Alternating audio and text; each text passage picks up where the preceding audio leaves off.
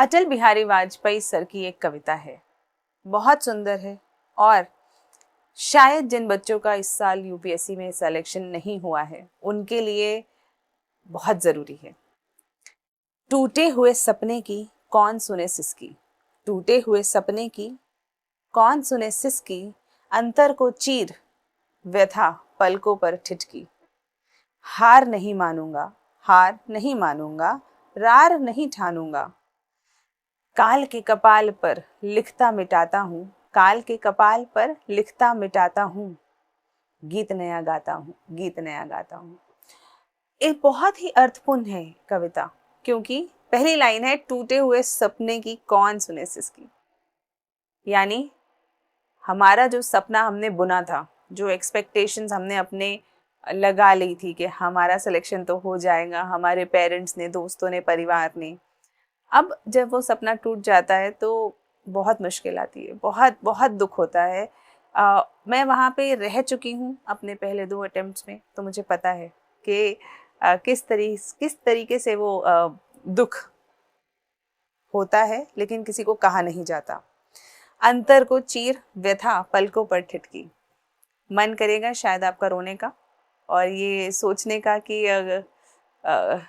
मेरे साथ ही ऐसा क्यों हो गया, मैंने इतनी मेहनत करी थी, पूरा साल लगाया था। हो सकता है आप में से किसी का 2nd, 3rd या 4th या 5th अटेम्प्ट भी हो, और हो सकता है किसी किसी का 6th या लास्ट अटेम्प्ट भी हो।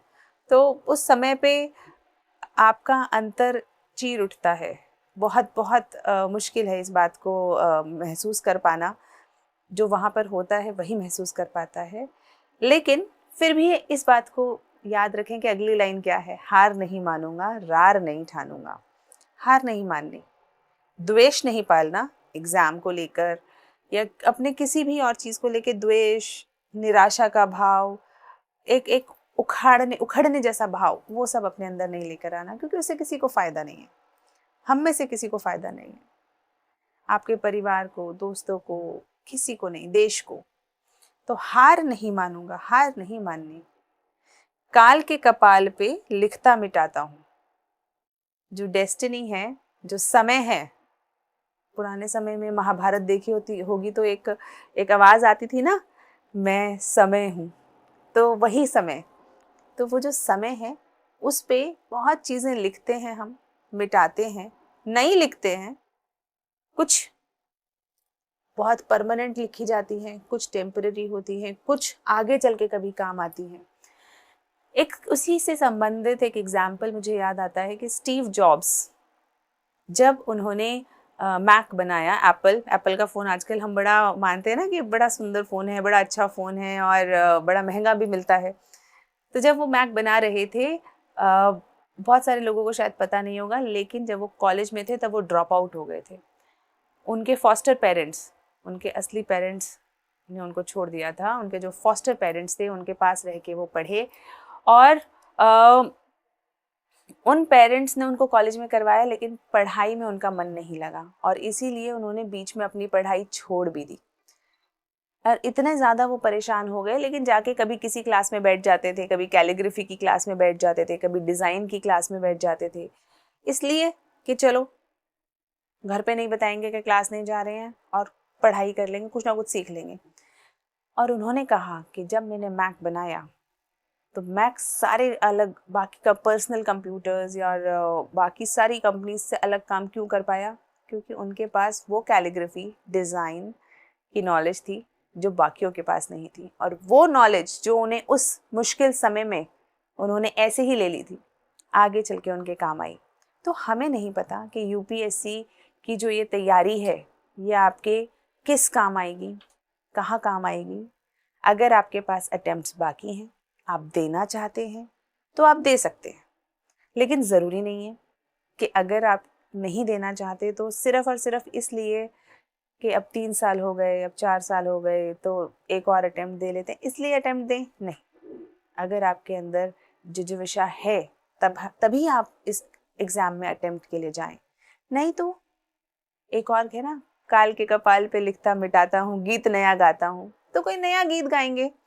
बहुत सारे नए करियर ऑप्शंस हैं, टेक्नोलॉजी बढ़ गई है, इतनी सारी नई टेक्नोलॉजी आ गई है। हम कुछ भी कर सकते हैं, हम कंटेंट क्रिएटर बन सकते हैं, हम marketing, digital, social media, what not, AI, बहुत कुछ कर सकते हैं। और यकीन मानिए यूपीएससी की जो आपकी तैयारी है वो आपको बहुत काम आएगी, बहुत काम आएगी।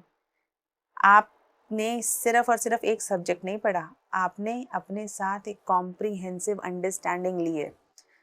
हिस्ट्री, एक तरीके की हिस्ट्री नहीं, 6 तरीके की, polity, geography, economy, internal security, ethics, क्या क्या नहीं पढ़ा आपने। और ये जो सब पढ़ा है ये काम आएगा, किसी भी फील्ड में आप जाएंगे ज़रूर काम आएगा। लेकिन वो काम कब आएगा? जब आप कोई नया गीत गाएंगे तब।